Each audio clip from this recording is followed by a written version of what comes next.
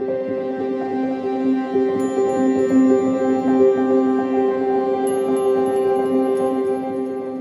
আপনাদেরকে বলবো এমন একটি সম্প্রদায়ের কথা, রাম ভক্ত বলতে গেলে পরে যাদের কথাই সবার আগে মনে চলে আসে। শুনলে পরে অবাক হয়ে যাবেন, এই সম্প্রদায়ের মানুষজন তাদের সারা গায়ে, মুখে, এমনকি মাথাতেও লিখে রেখেছে রাম নাম। আবার যে কোনো ভাবে নয়, হয়তো ভাবতে পারেন হয়তো পেন দিয়ে লিখে রেখেছে। বিষয়টা কিন্তু একেবারেই নয়। বলা ভালো, বর্তমানে ট্যাটু কিংবা আগেকার দিনে বলা হতো উল্কি করে, সেই উল্কি করেই লিখে রাখা রয়েছে রাম নাম। আবার এই যে জাতিটার কথা আপনাদেরকে বলছি, এই জাতিটা রাম নামী জাতি হিসেবেই পরিচিত। কিন্তু কেন? এর পেছনে কি কারণ রয়েছে? সত্যি কি রামের প্রতি ভক্তি থেকেই এই উদ্যোগ, নাকি এর পেছনে রয়েছে কোনো অত্যাচারের ইতিহাস? যদি সেটা জানতে চান তাহলে অবশ্যই শেষ পর্যন্ত দেখবেন। ভালো লাগলে পরে লাইক করবেন, শেয়ার করবেন, সাবস্ক্রাইব করবেন আজ তাক বাংলার ইউটিউব চ্যানেলকে। আমি শ্রেয়সী রয়েছি আপনাদের সঙ্গে। তো চলুন শুরু করা যাক। কথিত আছে এক সময় উচ্চ বর্ণের লোকেরা এই সমাজকে বয়কট করেছিল এবং বিশেষ করে নাকি মন্দিরগুলিতে প্রবেশ করা বন্ধ করে দিয়েছিল নিচু জাতের। এরপর সারা শরীরে ভগবান রামের নাম লিখে প্রতিবাদ শুরু করেছিল এক উপজাতির মানুষ, আর তারাই বর্তমানে রামনামী নামে পরিচিত। ছত্তিশগড় রাজ্যের জাঙ্গগির চাম্পার ছোট্ট এই গ্রামটি বর্তমানেও একেবারে আগের মতো করে বিরাজমান। কথিত আছে যে এটি 1890 সালের দিকে একজন সনাতনী যুবক পরশুরাম বা ভগবান পরশুরামের প্রতিষ্ঠা করেছিলেন। তবে নাকি কিছু উচ্চ বর্ণের মানুষজনের একেবারেই বিষয়টা ভালো লাগেনি। আর যেটা হয়, যেটা আমরা ইতিহাসেও পড়েছি, যে উঁচু বর্ণের কাছে নিম্ন বর্ণের মানুষজন বারবার আঘাত পেতে শুরু করেন, হয়রানি হতে শুরু হয়। জানা যায় যে এরপর নাকি 1912 সালে পরশুরাম ও তাদের আইন অনুসারী ব্রিটিশ আদালতে আপিলও করা হয়। এরপর জেলা ম্যাজিস্ট্রেট পরশুরামের অনুসারীদের পক্ষে রায় দিলে বলেন যে রাম নামটি কোনো নির্দিষ্ট গোষ্ঠীর সম্পত্তি কখনো হতে পারে না, রামের নামে সবার অধিকার রয়েছে। তবে এরপর শরীরে রামের নামে ট্যাটু বা উল্কি করিয়ে তারা এই পুরো ঘটনার, এই সম্প্রদায়ের লোকেরা তাদের সঙ্গে হওয়া এই অত্যাচারের তারা প্রতিবাদ জানাতে শুরু করেন। এমনকি এখানেই শেষ নয়, এনারা তাদের রামের প্রতি ভক্তি, রামের প্রতি ঐতিহ্য, সংস্কৃতিকে এইভাবে খোদাই করে সবার সামনে নিয়ে আসেন। বলা হয় যে মুঘলরা যখন এই উপজাতির মানুষকে ভগবান রামের থেকে আলাদা করার চেষ্টা করেছিলেন, তখন তারা শ্রীরামের নাম সারা শরীরে লিখে তারা তাদের এই অভিনব প্রতিবাদকে সামনে নিয়ে এসেছিলেন। এই সম্প্রদায় রামনামী সম্প্রদায় নামে পরিচিত। জানা যায় যে নাকি এদের যে মূলত যে কাজ ছিল, এদের মূলত কাজ হিসেবে এরা মুচি বা চর্মকার হিসেবে পরিচিত ছিলেন।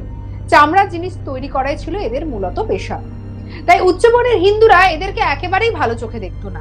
বলা ভালো, এদেরকে অচ্ছুত হিসেবে সমাজে গণ্য করা হতো।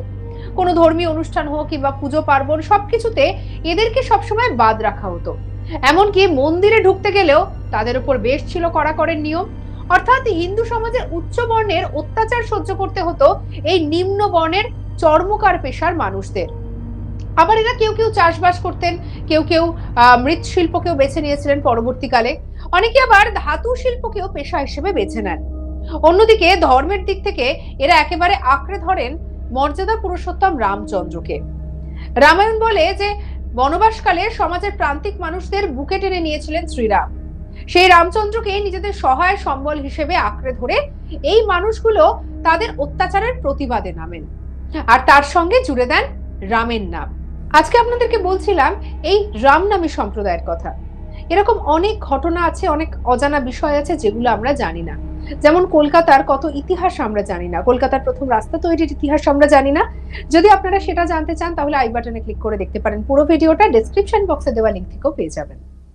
তাদের রামের মূর্তির ছোঁয়ার অধিকার ছিল না, তাই তারা সারা শরীরে উল্কি করিয়ে তারা রামকে তাদের জীবনের সঙ্গে, তাদের শরীরের সঙ্গে একেবারে একাত্ম করে নিয়েছিলেন। রামনামী উপজাতির মানুষের ভগবান শ্রীরামের প্রতি অবিচল বিশ্বাস ছিল। মনে করা হয় যে ভারতের রামনামী উপজাতির প্রায় 1 লক্ষ মানুষ বর্তমানেও রয়েছে। তারা ভারতের রামনামী উপগোষ্ঠীর মানুষ বিভিন্ন জায়গায় ছড়িয়ে ছিটিয়ে রয়েছে, যদিও সরকারিভাবে এদের সেভাবে কোনো সঠিক হিসাব পাওয়া যায় না।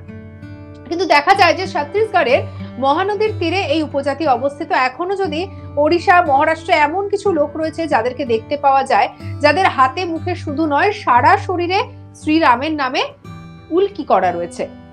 তাদের ঐতিহ্য রক্ষার জন্য এই সমাজের একটি নিয়ম রয়েছে, যে সমস্ত শিশুদের 2 বছর বয়সের মধ্যে তাদের বুকে রামের নামে ট্যাটু করা বাধ্যতামূলক। রামনামী সমাজে তার অস্তিত্ব রক্ষার আইনি নিবন্ধনও পেয়েছে, অর্থাৎ যে ট্যাটু করে রাখবে সে অস্তিত্বকে রক্ষা করতে পারবে। আবার এদের সমাজে সবাই সমান, কেউ বড় নয়, কেউ ছোট নয়, কেউ উঁচু নয়, কেউ নিচু নয়, সকলের পদবী রাম। তারা সারা গায়ে রামের নামে উল্কি করে রাখেন এবং সবার কাছে এই বার্তা পৌঁছে দেন যে তারা সবাই সমান। বেশ কিছু বয়স্ক মানুষ এখনো জীবিত আছেন, যাদের সারা শরীরে এমনকি মাথা মুড়িয়ে সেখানেও রামের নামে উল্কি করা রয়েছে। এছাড়াও তারা নামাবলী গায়ে জড়িয়ে রাখেন, মাথায় পরেন ময়ূরের পালক দিয়ে তৈরি মুকুট। আবার রাম নাম জপ করাই এদের সারা দিনের অন্যতম প্রধান কাজ। বিভিন্ন মেলায়, পুজো পার্বণে রামকথা শোনানোর জন্য এদের ডাকও পড়ে। বিশেষত ছত্তিশগড়ের রায়পুর জেলায় প্রতি বছর এক বিশাল মেলা বসে, শুধুমাত্র এই রামনামীদের জন্যই। ঘুঙুর পরে রামের নাম করতে করতে অদ্ভুত এক নাচের প্রচলন রয়েছে এই মেলায়। প্রতি বছর লক্ষাধিক মানুষ জড়ো হন এই মেলায় শুধুমাত্র এই রামনামী সম্প্রদায় ভুক্তদের দেখবেন বলে। আর রামনামী সম্প্রদায় ভুক্তরা অধিকাংশই এই মেলায় এসে তাদের সম্প্রদায়কে আরো বিশ্বের মানুষের কাছে পৌঁছে দেওয়ার চেষ্টা করেন। এছাড়া বিভিন্ন গ্রামে এদের নিজস্ব প্রার্থনা গৃহ রয়েছে, সেখানেও প্রতিনিয়ত রামের নাম গান করেন তারা। তবে মন্দিরে আলাদা করে কোনো বিগ্রহ নেই, যেহেতু তাদের রামের মূর্তি ছোঁয়ার অনেক বাধা নিষেধ ছিল, সেই কারণে বর্তমানে দাঁড়িয়েও তারা মূর্তি হিসেবে রামকে পুজো করেন না। তারা তার বদলে নিজের শরীরকে রামের জন্য উৎসর্গ করেছেন। সারা শরীরে রামের নাম লিখে এই সম্প্রদায়ের মানুষ মনে করেন যে তারা রামের জন্য নিজেকে উৎসর্গ করেছেন। আরো একটা যেটা বিষয়, এই রাম নামকে তারা এতটাই পবিত্র বলে মনে করেন যে তারা কেউ ধূমপান বা মদ্যপান বা কোনো ধরনের নেশার মধ্যে তারা পড়েন না। এমনকি তাদের মধ্যে অনেকের নামের ক্ষেত্রেও এই রাম নামের উল্লেখ পাওয়া যায়। বর্তমানে রামনামী উপজাতির কথা সেভাবে প্রকাশে না এলেও 2024 অর্থাৎ এবছরে অযোধ্যায় যখন রাম মন্দিরের উদ্বোধন হলো, তখন কিন্তু এই উপজাতির নাম বারবার উঠে আসতে শুরু করে।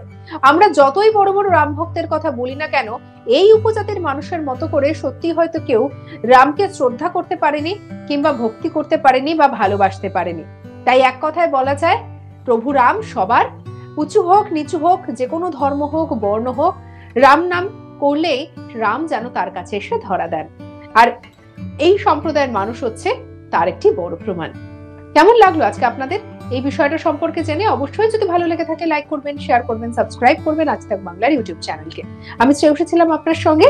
এছাড়া আরো অন্যান্য এরকম বিভিন্ন বিষয়ের অজানা খবরকে জানার জন্য সাবস্ক্রাইব করুন, হোয়াটসঅ্যাপেও আমাদেরকে ফলো করতে ভুলবেন না।